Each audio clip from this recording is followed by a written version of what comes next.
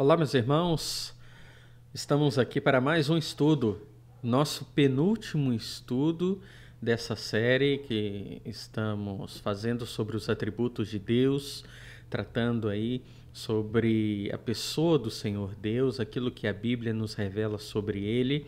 E hoje nós vamos tratar sobre um tema que geralmente é evitado em muitos círculos cristãos. Nós vamos falar que Deus é legislador e juiz. Esse será o nosso tema de hoje. Deus é legislador e juiz. Geralmente as pessoas preferem a face amorosa de Deus, né? E evitam conhecer a face da justiça de Deus. No entanto, aqueles que desprezam a justiça de Deus acabam construindo uma caricatura de Deus. Porque Deus é amor? Sim, claro que é. Mas Deus também é justo. E nós não podemos moldar a pessoa de Deus de acordo com a nossa própria vontade. Deus não é aquele que eu quero que ele seja. Deus é. E ele se revela nas Escrituras, e as Escrituras deixam claras para nós que Deus é juiz, mas que ele é amor, mas que ele também é juiz, é justiça, né? E é sobre isso que vamos tratar hoje. Vamos buscar a Deus em oração? Amado Pai, obrigado, Senhor, porque nos permite conhecê-lo, e rogamos a Ti que possamos, através da Sua palavra, olhar para a Sua face justa, compreendê-la e dessa forma termos a visão correta do Senhor e não uma visão distorcida. Abençoa-nos, Senhor. Eu lhe peço em nome de Jesus. Amém. Amém, meus irmãos? É muito bom, né? Nós podemos falar sobre Deus. E quando nós escolhemos falar sobre Deus, nós decidimos falar também sobre aspectos que não são tão populares, né? A justiça de Deus não é um atributo muito popular, mas é essencial para que possamos conhecer a Deus. Bem, segundo a Bíblia, Deus, ele revelou a sua vontade a todas as pessoas do mundo inteiro.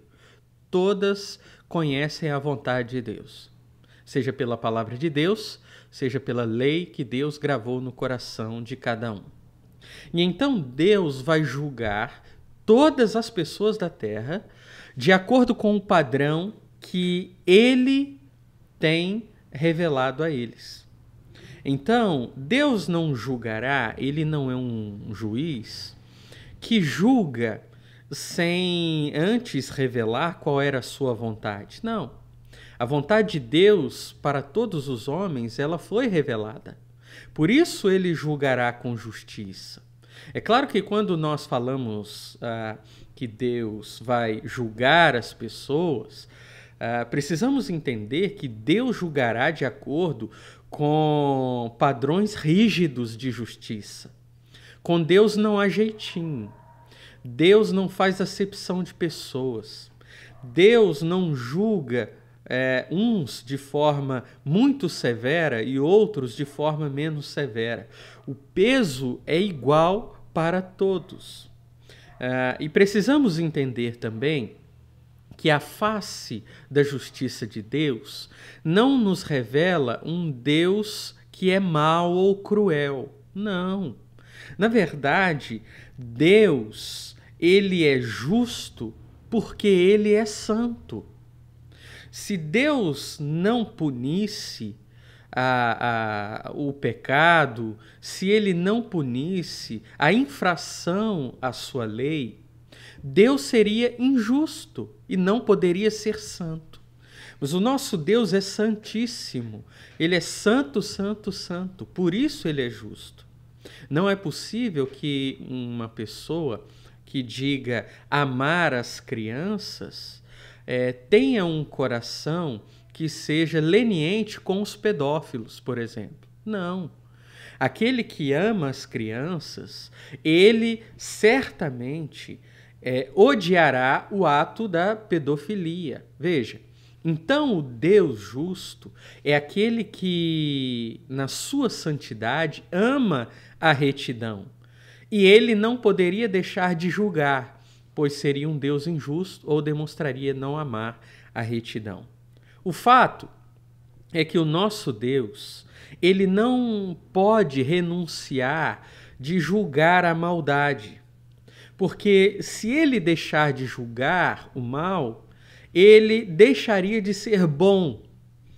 Vou dar um exemplo. Imagine uma pessoa que foi assaltada e então o ladrão foi pego em flagrante e vai a julgamento. Se o juiz libera o ladrão, essa pessoa que foi assaltada, ela não terá um sentimento de impunidade e de que aquele juiz foi injusto? Claro, porque se o juiz for leniente com o ladrão, estará sendo injusto com relação à vítima. Então Deus não pode deixar de julgar a maldade, justamente porque Ele é bom. O nosso Deus é bom e justo, é santo e justo. A sua justiça está ligada à sua bondade, à sua santidade, né? E mais, se nós vivêssemos em meio a uma criação onde a maldade não fosse contida e julgada, a nossa realidade já teria deixado de existir há muito tempo, né? Mas não, nós temos um Deus que é Criador e sustentador, nós vimos isso, um Deus que é Senhor sobre todos, mas um Deus também que é legislador e juiz. Nós vamos então, neste momento, falar um pouco a respeito de Deus como legislador. E eu gostaria de fazer a leitura de Isaías, capítulo 33, verso 22. O texto diz assim: porque o Senhor é o nosso juiz, o Senhor é o nosso legislador, o Senhor é o nosso rei, ele nos salvará. Nós temos a afirmação bíblica de que Deus é legislador e ele é juiz. Foi Deus quem estabeleceu as leis morais pelas quais todos os homens e mulheres devem viver. E esse Deus que estabeleceu as leis morais também é o Deus que responsabiliza suas criaturas pela desobediência a essas leis morais. Segundo a Bíblia, o homem não foi criado para viver de acordo com a sua própria vontade. O homem não foi criado para ser autorregulado, para definir e decidir sobre a sua própria autonomia. Não.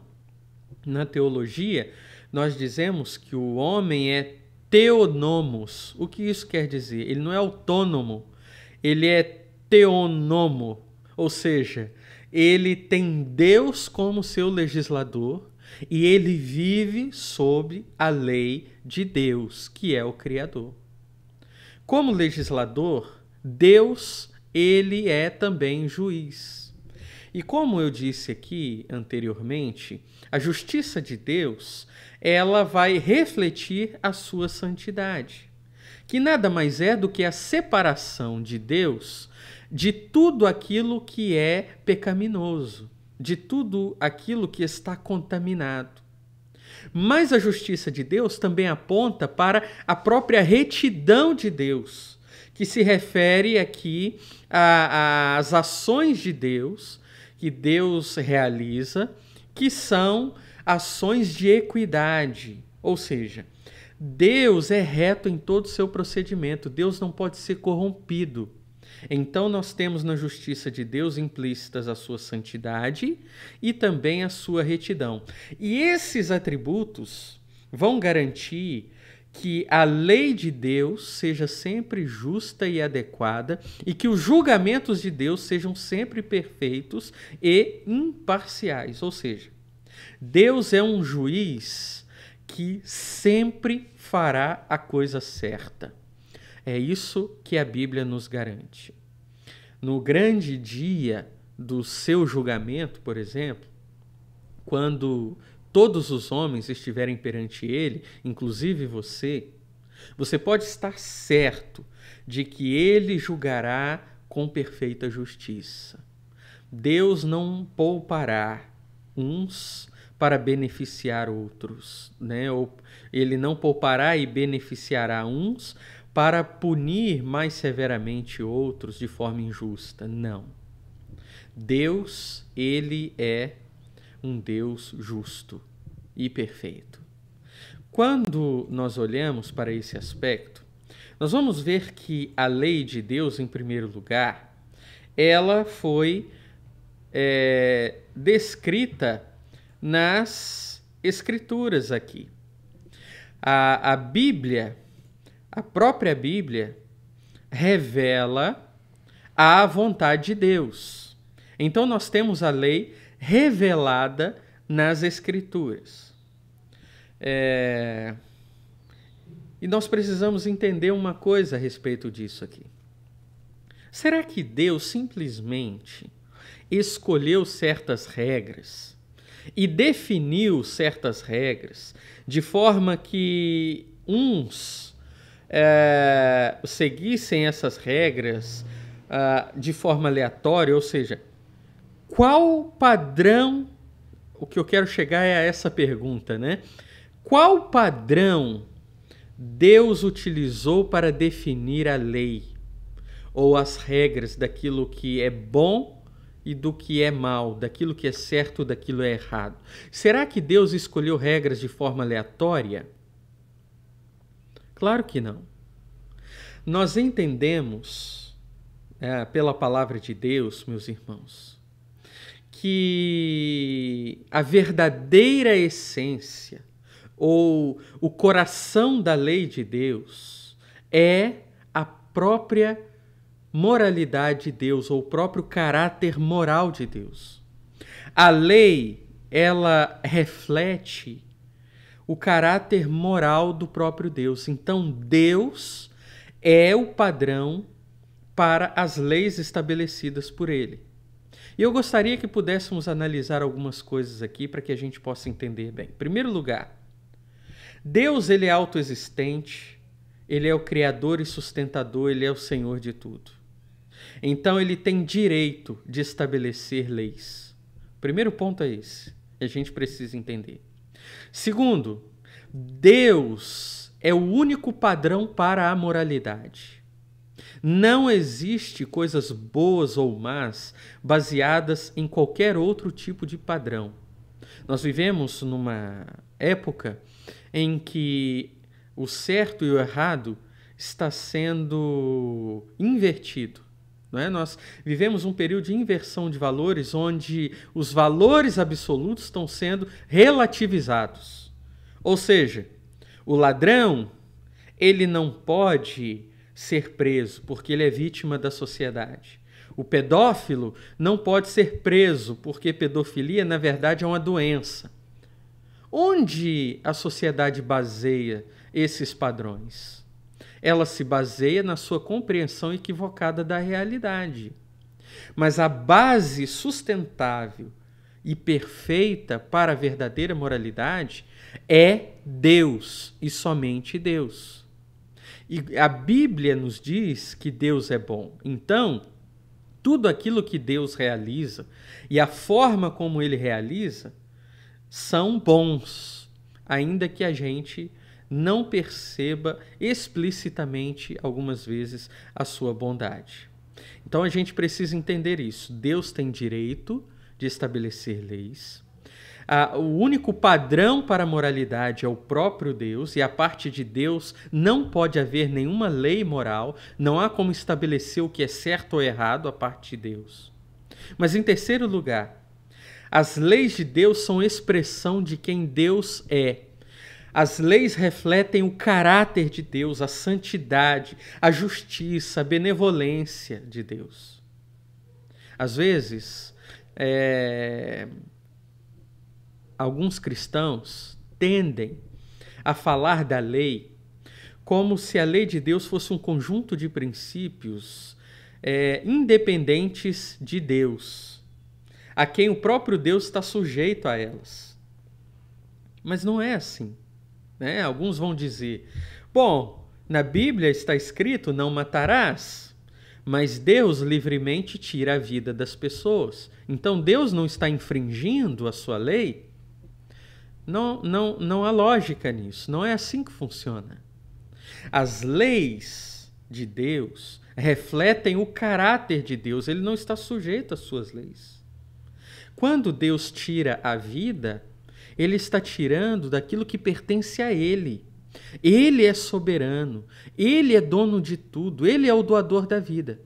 Nós não podemos tirar a vida do outro, porque a vida do outro não pertence a nós, nem a vida dos nossos filhos. Mas Deus é dono de tudo, por isso ele pode. Entendem? Precisamos entender isso. A lei, então, ela reflete o caráter de Deus. Mas, em quarto lugar, a essência da lei de Deus é o amor. É amar a Deus e amar ao próximo. Esta é a essência da lei de Deus. A lei de Deus, então, tem como essência o amor. E isso é ensinado claramente. Jesus mesmo ensinou isso em Marcos capítulo 12, né? O amor é a essência da lei de Deus. E essa lei foi revelada onde? Essa lei foi revelada nas Escrituras. Veja o que Paulo escreve a Timóteo. Toda a Escritura é divinamente inspirada e proveitosa para ensinar, para repreender, para corrigir, para instruir em justiça. Então, a lei de Deus pode ser conhecida através da Bíblia, o que faz com que, através da Bíblia, possamos conhecer melhor a Deus e ter definida a vontade moral de Deus para as suas criaturas. De Gênesis a Apocalipse, a vontade de Deus é revelada na Bíblia. E nós temos, então, a Bíblia como nosso padrão de regra e fé. Onde nós encontramos mais explicitamente esse padrão moral de Deus? Na Bíblia, através das Escrituras, né? Veja o que diz ainda o verso 17 de 2 Timóteo 3. A fim de que o homem de Deus... Olha que interessante. Então nós temos a Escritura é proveitosa. Para que ela é proveitosa? Para que o homem de Deus tenha capacidade e preparo para realizar a boa obra. Ou seja, ele possa conhecer a vontade de Deus, possa conhecer a lei de Deus e para que através disso ele possa então ser preparado para realizar a vontade de Deus, que é chamada boa obra. Mas aí você pode perguntar o seguinte: ok, tudo bem. Mas e aquelas pessoas que nunca tiveram acesso à Bíblia? Como elas poderão ser julgadas pela lei de Deus se elas nunca leram a Bíblia? Então essas pessoas, elas não serão condenadas? Inclusive, né, algumas pessoas acreditam que aqueles povos indígenas ou aquelas tribos africanas onde há isolamento ali, onde elas nunca tiveram contato com o Evangelho, que aquelas pessoas vão ser salvas porque elas nunca ouviram falar de Jesus. Veja, não é isso que a Bíblia diz. A Bíblia diz que não há ninguém desculpável. Por quê?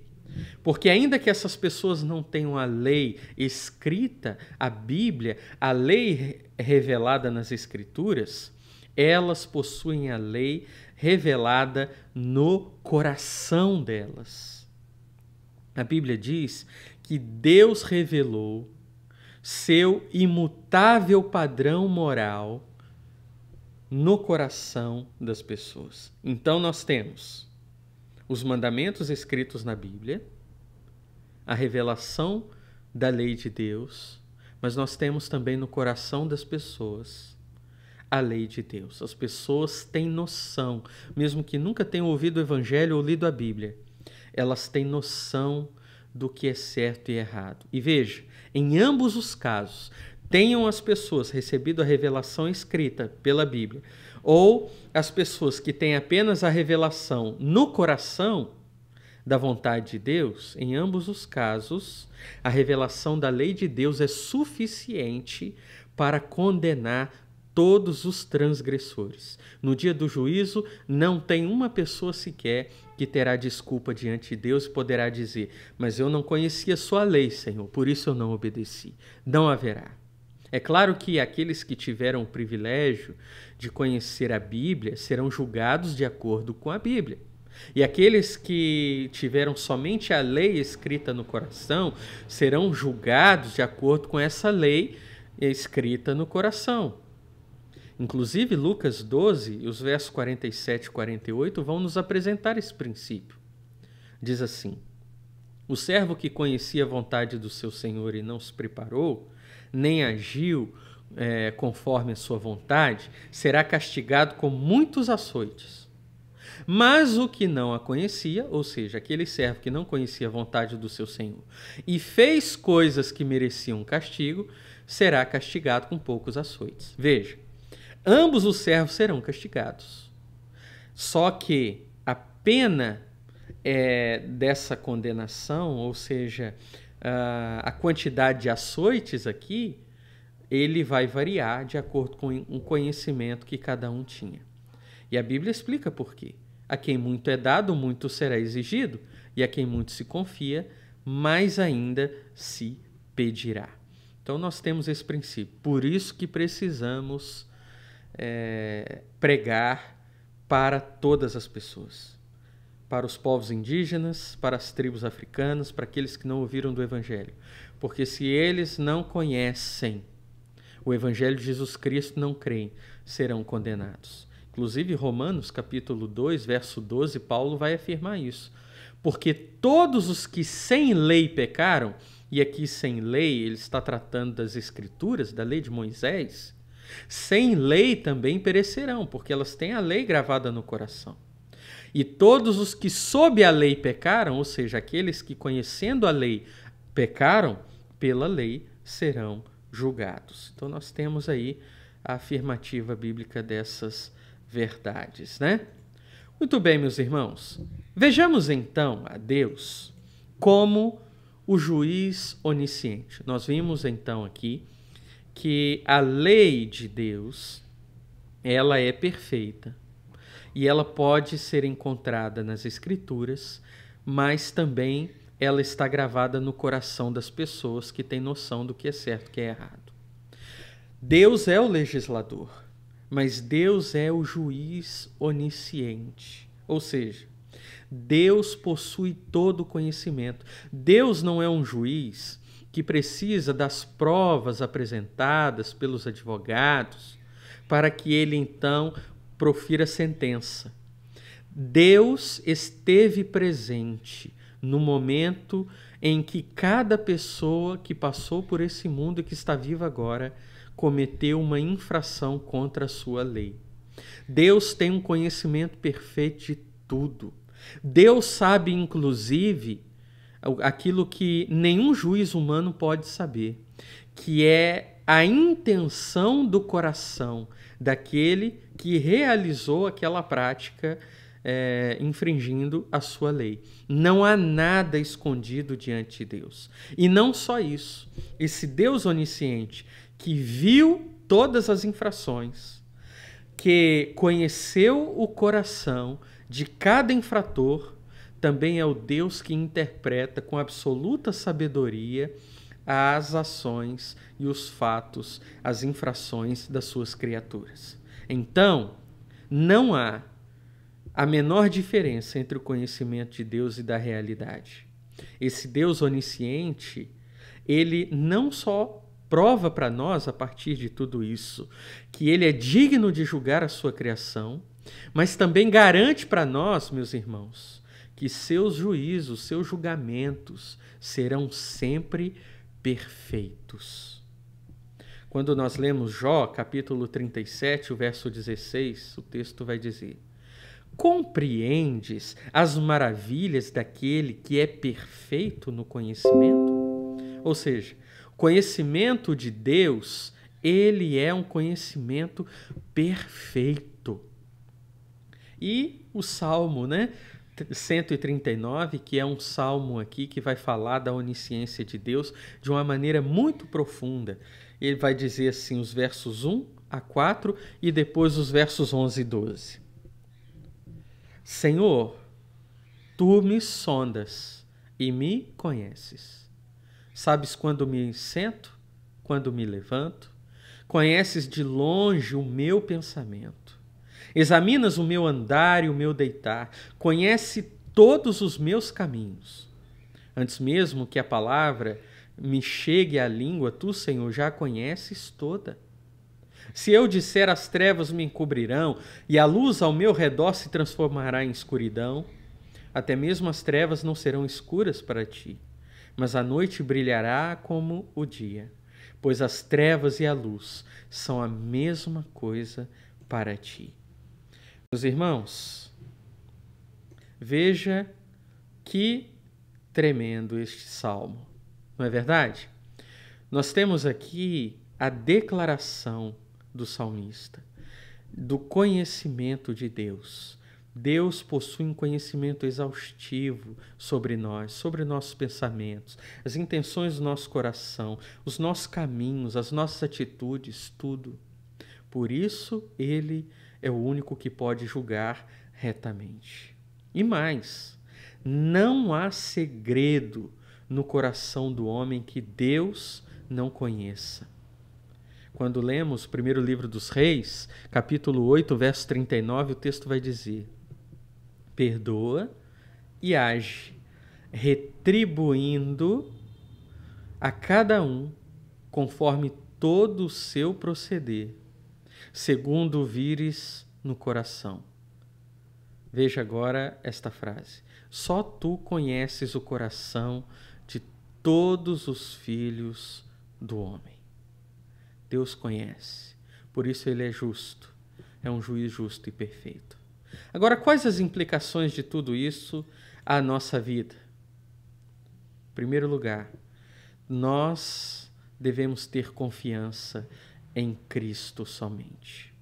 Saber que Deus é um justo juiz, que Ele é um justo legislador, deve nos fazer confiar nele, confiar em Cristo apenas. Porque se nós confiarmos na nossa própria justiça, seremos condenados, todos seremos condenados. Por isso devemos confiar única e exclusivamente em Cristo. Aos Romanos, Paulo escreveu: portanto, justificados pela fé, temos paz com Deus por meio de nosso Senhor Jesus Cristo. Só temos como ter paz com Deus através de Jesus. Não há outra forma. Ninguém pode confiar em si mesmo, na sua própria justiça, pois na balança de Deus sempre estaremos em falta. Deus conhece nossos pensamentos, nossas intenções, nossos caminhos. Somos pecadores e sem Cristo estamos fadados à condenação do justo juiz. Mas não apenas isso. Essa verdade deve também nos levar à obediência. Sim, veja o que diz Paulo aos Coríntios. Por isso, também nos esforçamos para agradá-lo, quer no corpo, quer fora dele, pois é necessário que todos sejamos apresentados diante do tribunal de Cristo, para que cada um receba retribuição pelo que fez por meio do corpo, de acordo com o que praticou, seja o bem, seja o mal. Veja, Paulo não está falando aqui de sentença. Os que morrem sem Cristo são condenados, e os que morrem em Cristo estão salvos. Mas Paulo está dizendo aqui que haverá um julgamento das obras, um julgamento dos atos. E por isso, meus irmãos, devemos viver em justiça, em obediência, porque o Senhor continua olhando para nós e continua esperando de nós obediência às suas leis morais. Bem, essa verdade deve levar-nos também à adoração. Apocalipse vai dizer: proclamando em alta voz, temei a Deus e dai-lhe glória, porque a hora do seu juízo chegou. Adorai aquele que fez o céu, a terra, o mar e as fontes das águas. O Deus justo é digno de adoração, é digno de louvor, de honra, de reverência. E conhecer a verdade que Deus é legislador e justo juiz deve levar-nos à adoração. Por fim, deve levar-nos a ter esperança e alegria. O Salmo 96, versos 11 a 13, vai dizer: Alegrem-se os céus, regozije-se a terra, ruja o mar e tudo o que nele existe. Exulte o campo e tudo o que nele há. Então todas as árvores do bosque cantarão de júbilo na presença do Senhor, porque ele vem julgar a terra e julgará o mundo com justiça e os povos com fidelidade. Devemos viver alegres e esperançosos, porque toda a injustiça do mundo um dia terá fim. O nosso justo Senhor, o nosso Deus, o nosso justo juiz, um dia virá e todos aqueles que viveram a parte dele, que o desprezaram e que não foram até Cristo, receberão a justa condenação. E então os que foram até Cristo, os que arrependidos depositaram sua fé nele, esses então estarão com o Senhor na glória para todos sempre, sem a presença da injustiça, sem a presença do pecado, sem a presença do mal. Meus queridos, que Deus possa nos abençoar diante dessas palavras, dessa verdade. Oremos. Amado Deus, obrigado, Pai, porque o Senhor é um justo juiz. E isso nos traz, ó Deus, o sentimento de que devemos ser obedientes, de que devemos adorá-lo, honrá-lo, de que devemos ter alegria, de que devemos ter esperança, pois o justo juiz julgará retamente cada um.